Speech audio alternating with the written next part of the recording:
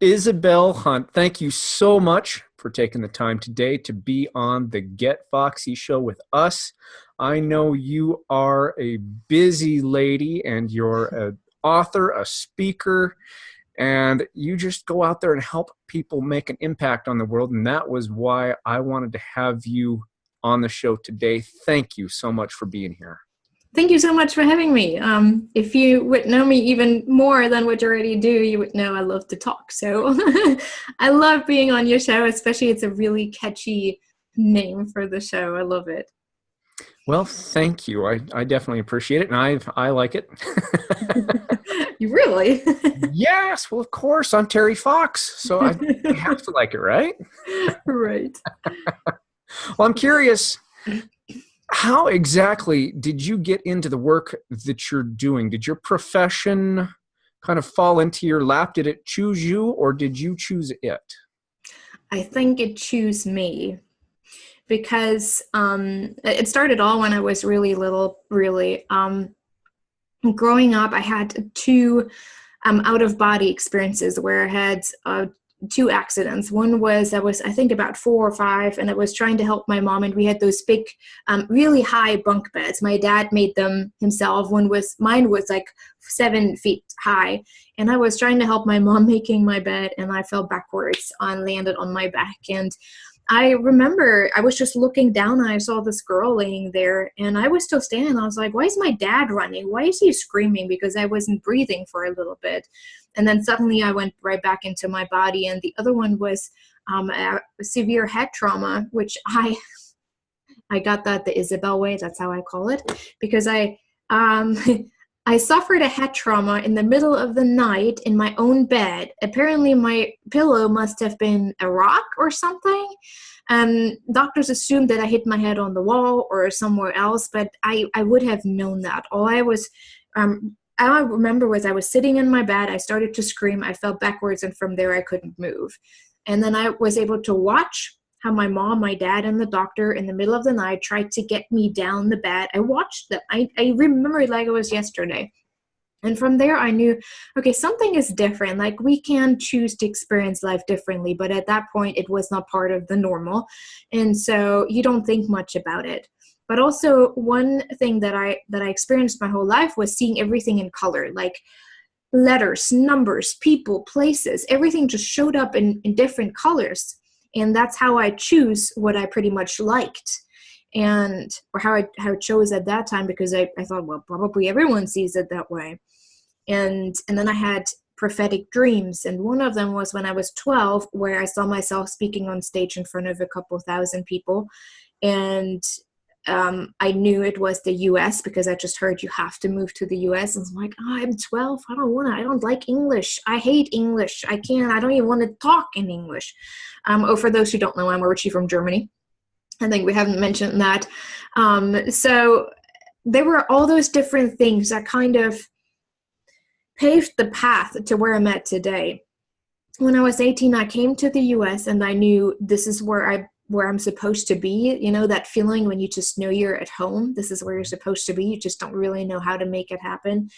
I worked as a nanny in DC, and then I had to go back and studied. But because I was so into that dream, I was so focused and attached to that dream, I made a couple decisions that really hurt me. I didn't trust my intuition. I didn't listen to my heart. I was always busy making things happen. And so I started to get really depressed. I started to get ill to the degree where my heart felt like it wasn't working right. And doctors were telling me, there's everything right with you. There's nothing wrong. You're only 22 or 23. You're healthy. There's nothing wrong. I was like, well, my heart always skips a beat and I get out of breath, and my heart really, like, it's really high heartbeat when I just walk. And then I eventually, after I finished my studying in sociology and psychology, I was able to come back, just to make it short. For those who want to have the whole long story, that's in my book, The Power of Faith-Driven Success, but that would take too long. And then I came back at the age of 26, 27. And then I got married to my husband 7 years ago. Gosh, I have to think. Almost 8 years ago. And And because he's also an empath, like we talk about that in a little bit too, I realized that there's something special about me, something different, something that other people don't have. And I just didn't know because I didn't want to be weird. I didn't want to be different. I wanted to fit in. I already had this identity crisis of, am I German or am I American? Who am I identifying with? And so adding something to that would have just totally gotten me into a meltdown. But then I met a friend through a friend who said, hey, how about you get into coaching?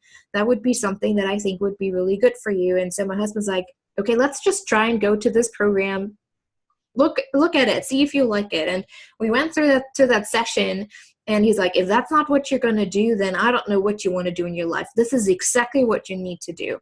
So we invested in that coaching training for a whole year, and it's more of ontological coaching, so spiritual coaching.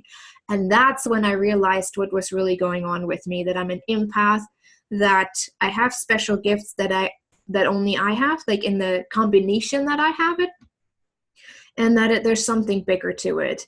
But I was still fighting it in the beginning. I thought, okay, that's really good for coaching. I can listen to people better. I can just create my coaching business around that.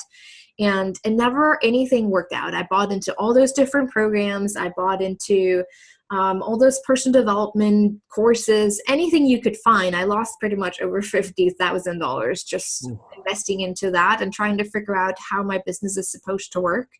And I realized that I wasn't really fully me. Like I wasn't representing really me. I was just representing my coaching business. And somehow, some way, I met my now coach, and she's like, Isabel, there's more to you. There's something that is developing. Don't stress over it. Just trust that the money will come, and it always has. I never had any shortage of money whatsoever. Even though coming here, I didn't have a cent to my name, nothing. So over the time, I realized the clients that I attracted, and I was like, they're not just empaths. There's something different. They're introverts and extroverts, and they don't know how to combine and balance the two of them. And usually the extrovert takes over, and then they suffer overwhelm and frustration and everything you can just think of, panic attacks. And so I was on the phone with my friend, and it's like, I just call them Empath-Warriors. And she's like, what? That's exactly what you're supposed to do. Like, this is the term that is yours. I'm like, oh, I better trademark that. So the next day I started trademarking it, and I was like, no, I own it. This is me. This is the term I coined. And people who can relate to that intro extrovert with an additional gift, excuse me, they can identify with it. And ever since, business was just going like I have never experienced. So many different gifts were added to now where I'm able to use seeing colors. I found out what it actually is. The color that I see is I can read people's hearts. So whatever vibration people send out, my brain is translating into color, and each color has a specific meaning. So I can individualize the message that comes from their heart. And it's beautiful work. And with that, I got into the topic of emotions and how emotions can help us to feel more guided and to get where we want to go. And it's really a fascinating story looking back. Sometimes you forget about that, but looking back, I'm like, it's been incredible, actually. So that's how I slipped into the work that I do today. That was a long answer. But a beautiful one. I do have a question. You say empath. I don't know how many of our listeners know specifically what an empath or being empathic means. Can you enlighten us on that? Yes. So there's a difference between being empathetic and empathic. Empathetic or empathy, you can learn. Empathy is a skill that you can train. We start that very early with children, how to relate to other people. In being an empath, empathic means you're very highly, highly sensitive. And how that looks like is that your mirror neurons are developed they're more sensitive than other people's. And so instead of just being able to relate to people, you literally become them. You feel everything what they feel as it is your own. And that especially women have that skill because we're more in tune. Even though, excuse me, I have a little bit of a cold.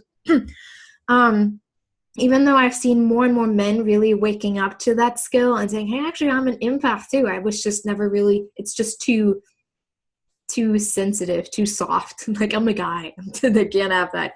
But we're seeing that more and more, that men also can relate to that. But we see that with women a lot, that they take on a lot from other people, and then they can't separate what is actually theirs and what is someone else's.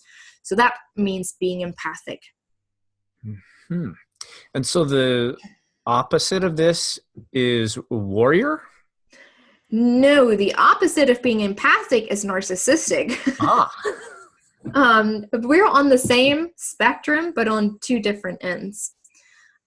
Empathic are those who feel everything. Like, if we could, we would save the whole world. Like, there's just so much love coming from those people. They're very nurturing, very caring. The narcissist is on the other side. They actually have those empathic skills, but they have separated themselves so far from it that they don't care about other people's feelings. They don't want to see it. There's just little hurt boy in them, or girl, that they just shut off and shut out of their life. So there comes the narcissistic tendencies with it. So the opposite is that the warrior is actually just an addition to the empath. The warrior, when I talk about empath-warrior, it's again the introvert with the extrovert. And a lot of empaths that I have encountered now, obviously because attraction, right? They don't quite have figured out the empathic side, but they know they have like a real passion. They have a fire in their heart where they want to be out there, but they retreat back into the introvert box because it feels safer. So what I help people do is understand the empathic side, giving them tools to protect themselves energetically, teaching about how your heart and your brain works together, and some of the metaphysics around our body, and even just physics. And then once they have kind of mastered that part of being an empath, they can use that to really go out. A lot of them are actually speakers, or even sales people. In general, we have to interact with people a lot. Like for me, before I have to get on an interview, I have to meditate at least for 5 minutes just to activate safety and trust within me, and to almost like put myself into a bubble to not totally drain myself from, because I'm not just connecting with you, I'm connecting with your audience automatically as well. So that can get overstimulating. So I help people really master the empathic side so they can step into the graceful warrior position without getting drained, exhausted, or stage fright is often a result from that too. If you have a speaker, or just burnout, a lot of time it's burnout. So I help them get both into balance, the intro and the extra, because often the warrior has a bit more power, and we feel we have to be out there because it's more in alignment with social standards. So we tap into that, but we forget the empathic side, the nurturing, the self-care, and then we burn out. Mm-hmm. What are some of the most common questions that you get from people? How can I survive?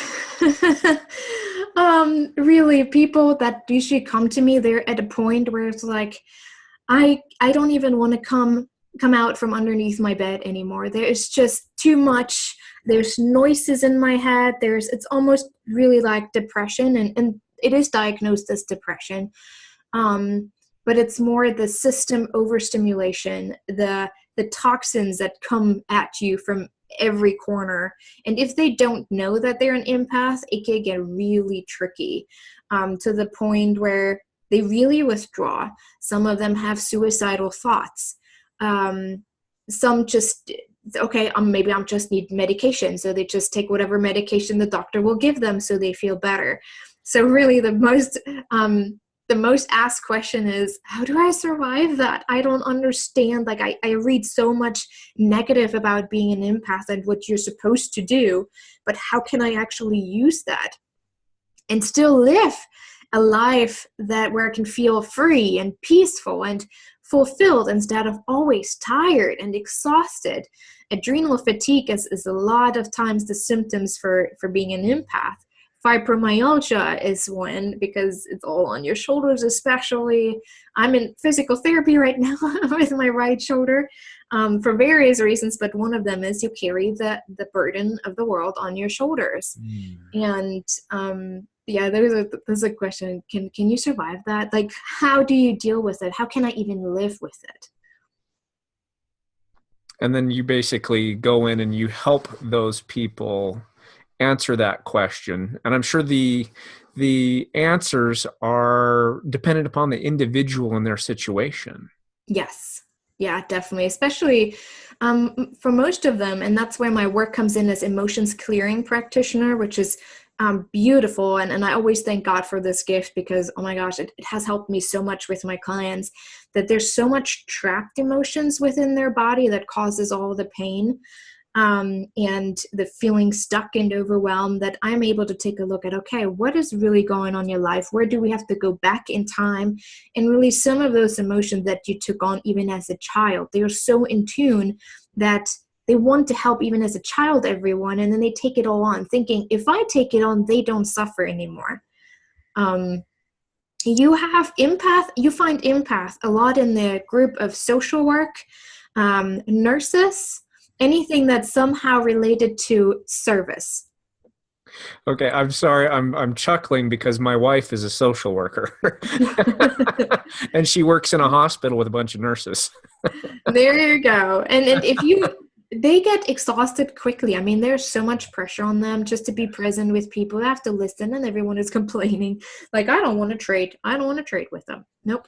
But I really have seen that a lot of them are empaths. They're there for they have a special gift. I had one that I worked with. She could tell when people were dying, even when the doctors didn't know. And so she just went to the person like, what do you feel? And often they're like, I don't think what the doctor says is right. He's like, I have this gift, but I'm going to be here with you. And she was just so present with them through this whole time of leaving their physical body. And she could even see sometimes when they were leaving their body. It was so beautiful to work with her, but it was such a sacred work for her. And she thought she's crazy. Like, she was like, I'm crazy.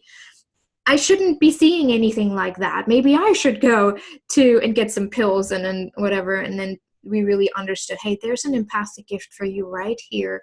And you're supposed to just be with people and help them and give them the safety that even if you leave your physical body, you're not gone. There's still, your soul is still present, and your physical life may end, your spiritual life won't. And so she was just with them. It's beautiful work.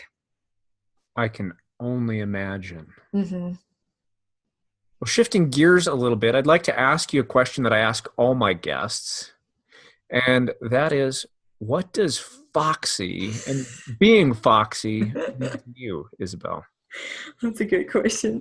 We talked about earlier because, well, I'm German. We don't use the word Foxy. In German, it's called fuchsig. So like, no, I don't think we use that word. So I don't automatically use it in English either. And I went into my group, World Visionaries Unite. I was like, guys, you need to help me. What do you understand of Foxy? And so people were like, it means hot and sexy, but in a classic way. Like, oh, okay, well.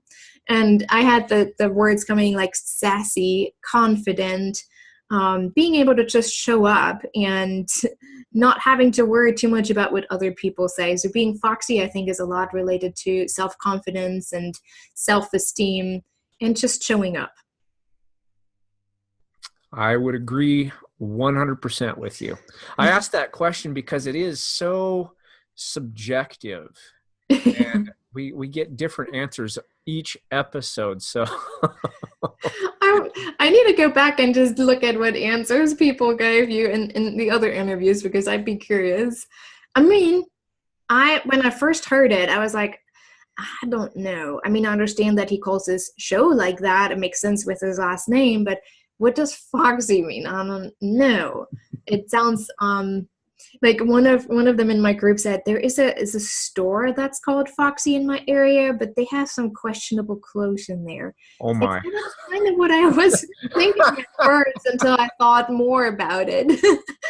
And it's just like, yeah, I was like, interesting. That's all interesting where people come from when they hear it. Yes, it definitely has different meanings depending upon the person and the situation. Yeah. For me, when I work with women as a cosmetic acupuncturist, my idea is that Foxy does equate to that self-confidence, that ownership of the divine femininity that was given to these women at the moment of their conception, and them really stepping into that and owning that feminine presence that attracts Yes. people around them. It's a magnetic, charismatic kind of presence. And honestly, when we first connected, I was like, okay, he's a guy and his podcast is all about women. So I thought about it and I was like, it's actually really beautiful because women often have to fight for their femininity to be accepted. Where in our society, everyone is kind of boxed in, labeled for whatever. But seeing actually a man say, hey, I want to see all that comes with the femininity, everything that queen energy around it, like really stepping into what we're capable of. It's beautiful because it's really confirming and it just speaks to the heart. So I really want to thank you for even stepping into that and saying, actually, I feel like this is what I'm supposed to do, because we don't often hear that from men, especially.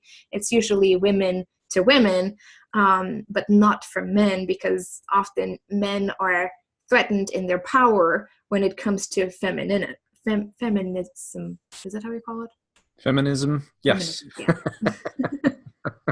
Well, thank you very much. It's definitely kind of a unique space for me. It's not something I would have consciously chosen for myself, but I do believe the good Lord puts you on the path that you're meant to be.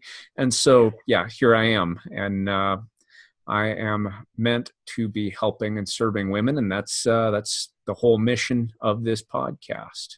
I love it. I applaud you for it. Like, I really appreciate you stepping into it and not saying like, someone else can do it. Well, thank you. It looks like we're just about out of time here. So what is the one piece of advice that you have for the Vulpanistas? And that's my term for my tribe and my listeners. Vulp meaning fox, ista like fashionista. Fashionistas follow everything fashion. Vulpanistas follow everything foxy. So what is the one piece of advice you'd have for the Vulpanistas about how to stay foxy? How to stay foxy? Stop performing. You do not have to prove anything to the world to be seen, to be heard, to be acknowledged, because that will burn us out eventually. That will get us to a point where we just lose ourselves, our identity. We give it to everyone else, but to ourselves.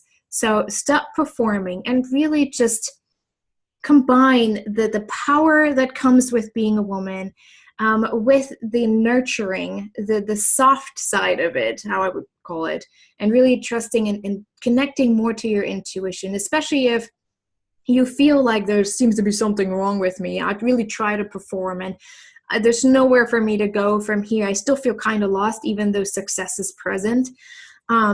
But take a look. Maybe someone is an empath and say, you know what? Maybe there is a different side to me. Maybe I am supposed to play a bigger game in a different way. So instead of performing and existing, to really drawing back to living, to tuning in, doing the opposite of what is supposed to be standard in our society, the hustle and make things happen thing. We have to do everything, right? Especially if you're a woman who has kids, maybe single mom, you have to perform pretty much every day. But I think it is a standard. So finding your normal, finding and understanding who you really are and accepting that for yourself instead of following all the rules to perform to be successful. How do people find out more about your work and how can they connect with you, Isabel? The easiest way is my website, isabelhundt.com, HUNDT. Usually people forget the D, .com. you can find everything from how to connect with me on social media, what I'm about, my services, in my book.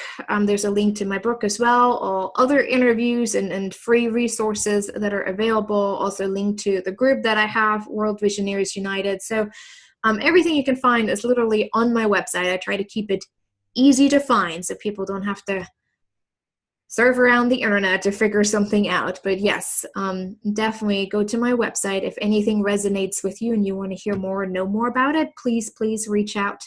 My email is isabel@faithdrivensuccess.com, in connection to my book, The Power of Faith-Driven Success.